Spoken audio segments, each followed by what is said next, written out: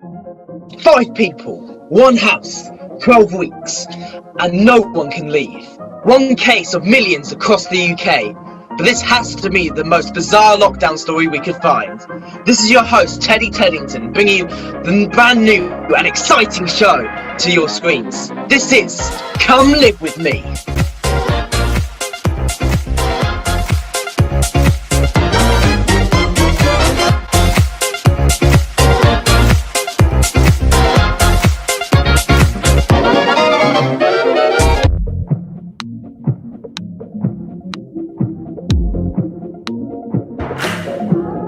So, thank you all for talking to me today. I can't wait to share this remarkable story with all our viewers. But first, let's start with some introductions. I'm Raven, I'm 24 and I now thankfully live alone. Can you tell us about your peculiar experience during lockdown? It happened, I'm over it. Right, how do you think others would describe you as a person?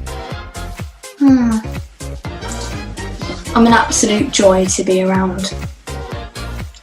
Good day, my name is David. As you can see, one is not in the best of situations right now.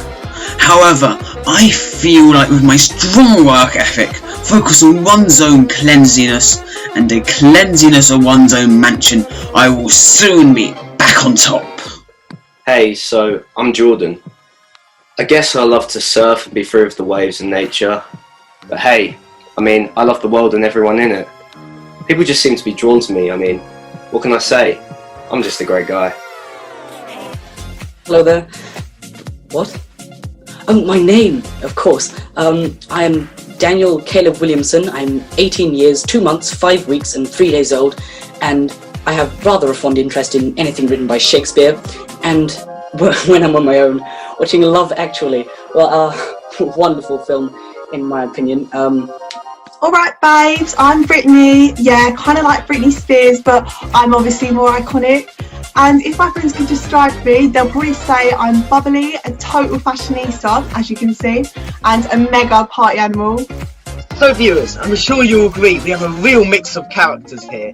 And would you believe it if I told you they were all locked up together for 12 whole weeks? It's enough from me though. Let's hear it from the horse's mouth, so to speak. David, why don't you tell us how it all started? Well, as I'm sure you know, I was the CEO of the second largest company in Europe back in March 2020. I believe I got to this prestigious position thanks to my strong work ethic, focused on cleanliness. When you earn as many Great British pounds as I do, it's fairly common to have a mansion in the city and one in the country, as well as several penthouses here and there. You know, places like Milan, Venice, Singapore, San Francisco, to name but a few. I got invited to some party in some massive house somewhere in Dunmo, the posh bit. It was a big house, it smelled like Febreze. David's my manager, or was my manager, I should say. On March the 15th, 2020, the day before lockdown, I got a phone call from David at 3:02 p.m. precisely. He called to invite me to a party that night at one of his mansions in Essex. Hertfordshire. I was due to arrive at precisely 1800 hours to help set up. I think he wanted me to serve drinks and food, but when I got there, things were a bit out of hand. So I arrived quite early because obviously I wanted to take some fit pics of me by the pool, for the gram, before anyone else could interrupt me. But David had this weird complex. Like, he kept saying nothing was ready and he just wouldn't let me in. #rude. I refused to let her in. I'd only polished the marble flooring 22 times, and I did explain to her it needed to be done at least 27 times so I could let anyone in. But of course, Brittany being Brittany, said she'd hop over my fence and put her down to the pool. David has a intricate alarm system, infrared cameras, motion sensors, facial recognition. It works. He's a bit old school though. If an intruder is detected, the bloodhounds are released automatically. I had about 100 dogs chasing me. I was totes scared. I honestly thought I was going to break a nail. And I was getting closer and closer to the pool, and I didn't know what to do because I can't swim. So, being a surfer and all that, I'm a natural at CPR. Before I could say zippity-doo-dah, zippity-day, I rushed outside and there was this hippie-looking man giving mouth-to-mouth to Brittany. The party hadn't even started yet, and he'd saved my life. It was love at first sight. Oh, isn't that sweet? But Jordan, tell us. You were in David's country manor already. How did you get in before anyone else? I've been squatting in David's pool house for a few months, so the whole thing wasn't such a big deal for me. Those dogs have got to know me really well. They might look fierce, but they know I'm a cool guy. They never hurt me. I think they just sense my super chill aura and that calmed them down. I have that effect on people. David, Jordan saved the NHS another call-out for the day. You must have been pretty relieved he was there to help. Relieved? I was furious! I had a patient by the poolside and I just discovered I had a squatter living in my outhouse. I was about to take this issue straight to the police. That's when Raven arrived. I arrived. Brittany was soaking wet. Jordan was doing push-ups by the pool. And David was having a meltdown. And Daniel was standing in the corner, muttering Shakespeare to himself. I was told this was going to be a party. It felt like I was at a museum. And a really boring one. Ouch! So let's get one thing straight for our viewers. Was anyone else actually invited to this party? I have a strict policy of no more than 5 people in my mansions at any one time, and including me. Well, I was really pushing the boat out there, with 6 people in a 12-bedroom house. I mean, that's just scandalous. And was this policy introduced pre-COVID or...? It's a standard I've always enforced. COVID or no COVID. There you have it, ladies and gents. Some party, by David's standards, was practically a rave. But let's speed things up a little. You guys were at this house, having a party. And then what? Well, the government issued a lockdown, which David took a bit too literally. Before I knew it, this nutter had us all locked in a room. To be fair, he had the whole thing properly organised. So he held you all hostage. Sort of. We had food delivered to our rooms like 3 times a day, and there were extra visits for snacks. I quite liked him, man. I guess I became kind of a prison guard or liaison officer, maybe. I'd prepare all the food and drink and drop it off to everyone's rooms and just make sure everyone was okay. And then I'd report back to David and he'd log everyone in spreadsheets. Once I found out about the virus, I asked all my guests to immediately make their way inside. Naturally, they all started to wander around my 1,000 room home. And when I spotted one of them in a room by themselves, I bolted the door shut. By 10 PM, I had them all locked in, safe and sound. It was basically like a free holiday to begin with, but after a while it just got too much, and it was actually my idea to break my door down because I'd run out of foundation and I could not bear to look at myself in the mirror anymore. And of course I wanted to see my babes Jordan again, because we were like Romeo and Juliet, you know, we had this encounter and then we were forced apart, so I had to do everything I could to see him. Yeah, so after a couple of days, Brittany had knocked the door down, which was a bit savage. Well, I don't think she realised, but by that point most of us had found our way out of our rooms anyways. Which is how I made it into Raven's room. Me and Jordan were never a thing. Desperate times call for desperate measures. So I went straight to Jordan's room, but he wasn't there, so I followed the dulcet sounds of his voice all the way down to Raven's room. and what I saw through that keyhole broke my heart.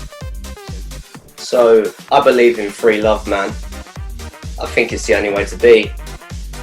And that's all I'm gonna say. It wasn't just Raven, was it, Brittany? Why don't you tell us more about Jordan? So, broken-eyed, I screamed the door down, smacked Jordan in the face and grabbed Raven. I dragged her down to the pool house and cried for hours. Then we found Jordan on Facebook saying he's in a relationship with Mindy Matthews. I lost it. I was absolutely fuming. It was only day 2 in the house and tensions were running high. I didn't really care. I still don't. But I knew something was weird because no one knew where David was. Not even Daniel.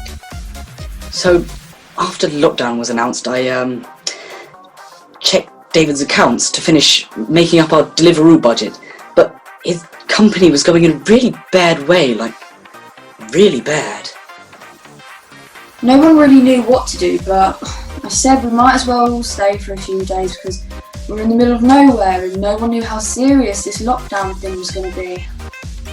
But a few days turned into a few weeks, didn't it? Unfortunately, yes. So, I knew Daniel had a thing for me. I could just feel it. But I didn't want to lead him on because I'm not that kind of guy. So instead, I figured he needed a friend. I was a bit intimidated by Jordan at first, but by week 8, he had taught me how to swim without armbands, which I thought was a big deal. I'm pretty sure I heard Daniel mutter my name in his sleep. There are a lot of things I don't like about Jordan, but I suppose now you could call him a friend. So Raven and Brittany, what are you guys getting up to at this point? Well, we were starting a revolution. Right, I'm so sick and tired of boys being so emotionally uncommitted in relationships, and I just wanted to expose Jordan for who he really was. So we decided to form an online support group thing for women who've been victimised by men who cheat, and we were providing emotional support for all women across the UK from diverse backgrounds to ensure that their voices can be heard and their stories can be told. I saw a completely different side to Brittany. I mean, under all the makeup and Instagram stuff, there's a person who really cares. And all these weeks have passed without David being seen again. I was eventually found. My company had gone bust and I could hear the bailiffs driving their 4x4s down my drive. I couldn't bear it. So I locked myself in the greenhouse with only spring onions to keep my eyes dry. This lockdown was taking everything from me. Everything! So by week 12 we thought, it's been great and all, but we were all a bit ready to get back to reality. No one had really been thinking about David, so we went looking for him. When we found him, of course, I immediately gave him CPR. I can tell when a man is in distress.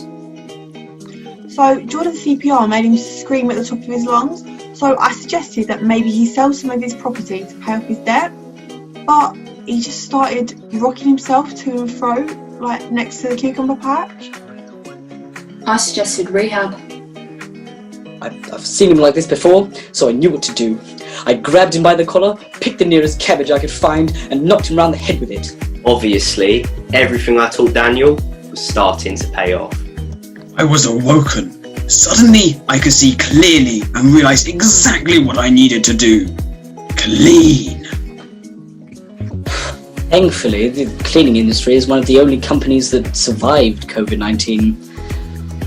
I guess there will always be a demand for cleanliness. I just couldn't bear the thought of doing a Branson and sending off one of my private islands. No thank you, sir. So I immediately invested everything I owned into the hand sanitizer business. And thanks to the generous bailout from good old Boris, the honest and hard-working rich can keep on getting richer. That's when I left. The 12 weeks was intense. I've never spoke to Jordan again, and I never will. But Raven and I are planning in-person support groups for women when that social distancing stuff's finished. Can't ever see myself surfing, but I'm jolly chuffed I can now swim. I feel I've got my confidence back. Thanks to Jordan, even if he is a bit of a snake. I was obviously a cool guy before all of this happened, but now I'm so cool, even I want to be me. Just out of interest, David, what company did you invest all your money into? It's a multinational corporation called TTT. What did the 3T stand for? It doesn't matter. What matters is one's on the road to financial recovery. Stands for Teddy's Tidy Trade. You invested all your money in me! If you read our contract before you signed it, you'd have clearly seen all the money from your company profits goes directly to me. Oh, and thank you for all the mansions. You little piece of... Well, there you have it, ladies and gentlemen. Another lockdown palaver, if you ask me. Join us next time for another bizarre happening from strange times we live in. And if you or someone you know has a story to tell from March 2020 onwards, feel free to call us from 0800 300 400. I'm Teddy Teddington, and this has been Come Live With Me.